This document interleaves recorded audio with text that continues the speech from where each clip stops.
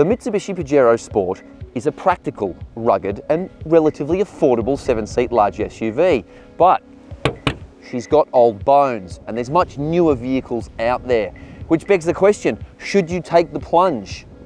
Let's dive in.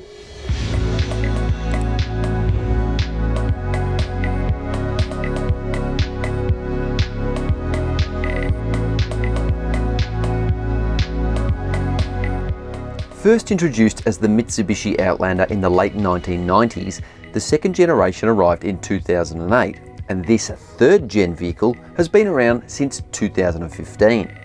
Similarly sized and equally rugged rivals include the Toyota Fortuner, Isuzu MU-X, and Ford Everest. But Mitsubishi has affordability in its favour and is cheaper than these competitors. We're testing the GLS model grade, currently the most popular variant in Australia, which will set you back around $55,000 before on-road costs are added. You get plenty of fruit for your money, but underneath the tie-built SUV lies an aging Triton ute-based ladder frame and a powertrain that is so old it remembers what a Filofax is. But considering its age, it scrubs up well enough, with sleek headlights and a modern grille design up front, silver mirrors, pumped wheel arches and running boards on the sides, plus LED brake lights and a sporty roof spoiler at the back.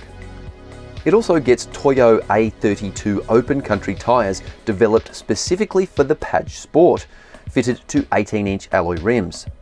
Together with ground clearance of 218mm, it should possess reasonable off-road chops, but we'll find out later in the video. It gets a really old but fairly reliable 2.4 litre turbo diesel engine. It musters up pretty good low-end torque, enough to tow 3.1 tonne, but it's the 4x4 dual range system borrowed from the Triton, the donor car for this vehicle, that gives it an edge on rugged terrain, and it's called Mitsubishi Super Select. Featuring 3 different modes, rear drive, four-wheel drive high and four-wheel drive low range, you can also lock the centre diff and rear diff. The turbo diesel engine drives the wheels through a conventional 8-speed automatic transmission. Mitsubishi's reputation for uninspiring cabin design is beautifully illustrated here. But look, in its defence, the view out onto the road is really good. It's got a high ride height, and to be honest, comfort levels are very good too. And these seats, especially the cushions, are really nice. But material quality is average, with cheap temperature dials, hollow, scratchy dash plastics, a dated steering wheel and no height adjustment for manually operated cloth seats. You can get power adjustable leather seats for $2,250 as part of a deluxe pack if you really want. Stowage solutions are so-so, starting with a deep pocket for incidental storage, good spring-loaded cup holders, but only a small central bin and glove box. You get a big sunglasses holder, the door pockets are nicely sized, and while there is an HDMI socket, there's no USB-C ports and no wireless phone charger. But you do get an electric park brake with auto hold, which is a nice touch.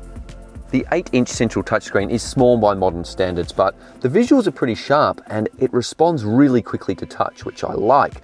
And also, you get TomTom navigation, which is a nice touch. Look, it is fairly ugly, but it's simple to use, and ultimately, if you want something pretty and more functional, you've always got Apple CarPlay. For an old grinder, the Pajero Sport gets pretty good infotainment provisions, but misses out on advanced features like a head-up display and a digital instrument panel. Indeed, this setup is pretty old-fashioned, but look, the dials are clear and easy to read, and that tiny little digital display wedged between them has reasonable depth. You get a reverse camera with poor picture quality, rear parking sensors, but no 3D surround view. Although it has a 5-star ANCAP safety rating, that was recorded way back in 2015, and if assessed by today's stricter testing, it wouldn't pass muster, given it misses out on several features required for a 5-star ANCAP result. The back seat is quite elevated and it gives you a really good view up here, but it does eat into headroom, and for 6-footers, you don't have a lot of room. But legroom is pretty good, and I really like these grab handles that make getting in and out of this high riding vehicle a lot easier. There are twin USB ports and even a 220 volt 150 watt 3-pin power point back here, along with separate fan controls for the second and third row air vents. Plus you've got the fold down armrest with cup holders and twin ISOFIX child seat anchorages. GLS models get the 7-seat layout, and while room isn't amazing, it's handy to have the extra seats in a pinch. GLS models get a powered tailgate, and there's plenty of cargo room in here, and it's all very flexible as well. Fold both seat rows down and you can fit all the flat pack furniture your heart desires in there, thanks to an almost 1.6 metre length. Amenity is good too, with twin pop-out bag hooks, a 12-volt socket, and this one has an optional boot liner. Well, this old girl is maturing in years, but I reckon she'll go all right on the road. Cue the driving music.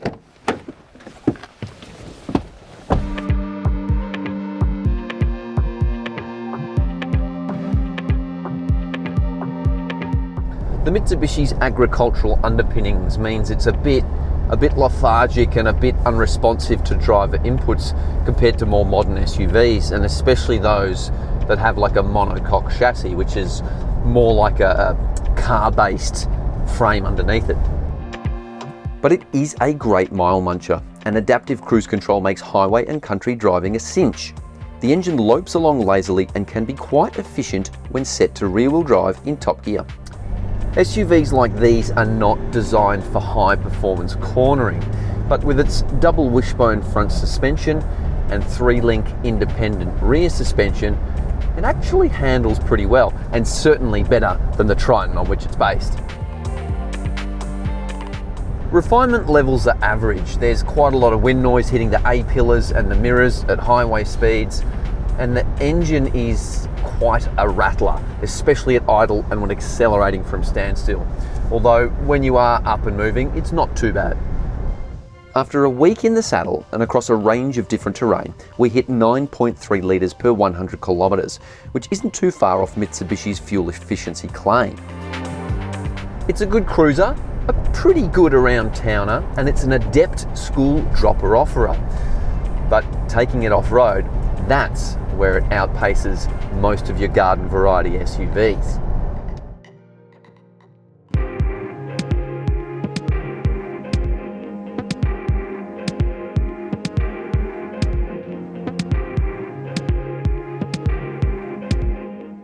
How about this? Even in two-wheel drive, it goes all right off-road.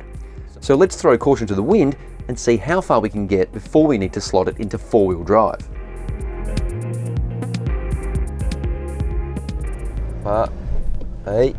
Okay, let's slot it into four-wheel drive without locking the rear diff.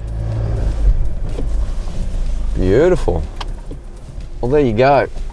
We could lock the center diff, we could put it in 4-low or lock the rear diff, but it's quite an effective off-road system. Not bad. That's much better. And I gotta say, the engine's smooth, strong low-end power delivery and soft accelerator pedal feel work in its favour on this challenging terrain. It could do with a bit more ground clearance, scraping its undercarriage on some of the more technical stuff, and the road-based Toyo tyres are so-so in this situation. But overall, there's nothing much that's really stumped it yet, and to be honest, the ride height and tyre concerns are easily fixed via aftermarket purchases, which is probably a good idea if you plan on having serious off-road incursions. Mitsubishi's 10-year warranty is unmatched in Australia and shows that the brand is confident its products are tough and robust. You also get 4 years roadside assistance, and running costs aren't too bad, with cap price servicing setting you back around $600 per year. That's slightly more than the $520 per year you'll pay to service a Toyota Fortuner. It may not be the most advanced or innovative 7-seat family SUV out there, and it does have old bones under its sleek body shell. But its confidence on and off-road, along with very competitive pricing and class-leading after-sales support, make the Mitsubishi hard to ignore and well worth taking for a test drive. Well, I gotta say, the GLS has really grown on me. It's well equipped, has more flexibility than an Olympic gymnast, And though there are better ute-based SUVs out there, few of them can match the Pajero Sport's overall value. Thanks so much for watching. We hope you enjoyed that. You can check out more videos here and here, or on the Car Sales YouTube channel. And if you want all the news up to date when we're publishing new stuff, don't forget to subscribe.